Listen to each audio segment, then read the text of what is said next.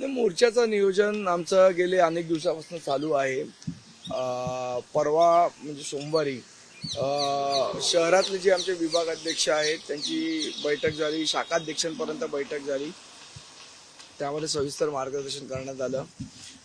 परवा वेस्टर्न सबअबची बैठक झाली, काल ईस्टर्न सबअबची बैठक झाली आणि आता शाखा वाईज बैठका आमच्या चालू आहेत. त्यामुळे मोर्चाच्या नियोजनाची तयारी तर जवळजवळ पूर्ण होत आलेली आहे. मतदार याद्यांवरून जे ठाकरेंच्या शिवसेनेने उपस्थित केलं आणि तुम्ही देखील वारंवार उपस्थित केलं करताय, त्याच्यावरून भाजपच्या वतीनं सांगितलं जातं की फ्लॉप शो आहे, त्याच्याकडे जनतेनं लक्ष देता कामा नये. मला वाटतं एवढे पुरावे दिल्यानंतर अजून काय पाहिजे हा महत्वाचा प्रश्न आहे. आणि दुसरी महत्वाची गोष्ट, प्रश्न भारतीय जनता पक्षाला नाहीच आहेत, प्रश्न निवडणूक आयोगाला आहेत. उडता हुआ भाला कशाला अंगावर घेत आहेत मला हे अजून कळलेलं नाही भाजपचं. एमसीएच्या निवडणुकीसाठी फडणवीस आणि शरद पवार एकत्र येण्याच्या चर्चा आहेत. काल महत्वाची बैठक पार पडली. अराजकीय पद्धतीनं आपण या सगळ्या निवडणुकीकडे बघावं असं म्हटलं जातं. मला काय एमसीएच्या निवडणुकीबाबत एवढी माहिती नाही. वंदे मातरमच्या संदर्भात पुन्हा एकदा अबू आझमी म्हटले की शाळांमध्ये वंदे मातरम कंपल्सरी करत असतात. अबू आझमींचा प्रॉब्लेम असा आहे, त्यांना कोण विचारत नाही आणि त्यांना कोणी विचारलं नाही की काहीतरी स्टेटमेंट करतात स्वतःकडे लक्ष वेधवण्यासाठी.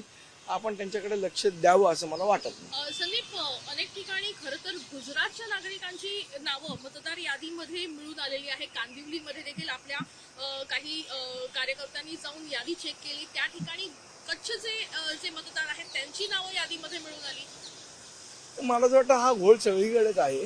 कच्छ असेल, गुजरात असेल, बिहार असेल, अशा अनेक याच्यातली नावं इथे घुसडवण्याचा प्रयत्न केला गेलेला आहे. तो कोणाच्या फायद्याचा आहे आपल्या लक्षात आलंच असेल. तर मला असं वाटतं की या गोष्टीवर आमचे सर्व महाराष्ट्र सैनिक असतील, शिवसेना पक्षाचे शिवसैनिक असतील, हे सगळेजण एकत्रितरित्या काम करतात. डोनाल्ड ट्रम्प यांचं बोगस आधार कार्ड बदलतानाचा एक प्रेस कॉन्फरन्स रोहित पवार यांनी घेतलेली होती. त्यानंतर त्यांच्यावरती गुन्हा दाखल करण्यात आला. मला वाटतं चुकीचं आहे, कारण विसल ब्लोअर आहेत रोहित पवार या बाबतीत. आणि ज्या पद्धतीने त्यांनी एक दाखवलेलं आहे की कशा पद्धतीने बनू शकतं हे त्यांनी दाखवलेलं आहे.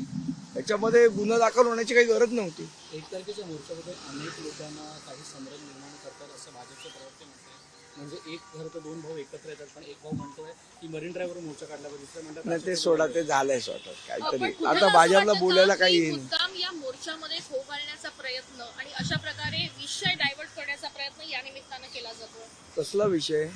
मोर्चाचा जो मूळ विषय आहे तो डायव्हर्ट करण्याचा प्रयत्न या निमित्तानं केला जातो की 2 भावांमध्ये काही नाही ते नाहीये. सोडा हो, काय एवढं लक्ष. आणि हे बन बिन आहे ना, पेड प्रवक्ते आहे, त्यांच्याकडे तुम्ही लक्ष देऊ नका जास्त. सर, मोर्चा कार्यकर्ता एखादा बोलला तर ठीक आहे, आपण पेड लोकांकडे किती लक्ष द्यायचं.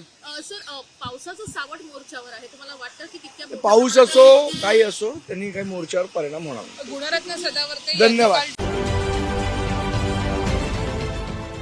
देश विदेशातील प्रत्येक घडामोडींचे लाईव्ह अपडेट मिळवण्यासाठी आता साम टीव्हीच्या सर्व सोशल मीडिया प्लॅटफॉर्मला लाईक, फॉलो आणि सबस्क्राईब करा. तसंच सर्व नोटिफिकेशनसाठी बेल आयकॉन प्रेस करायला विसरू नका.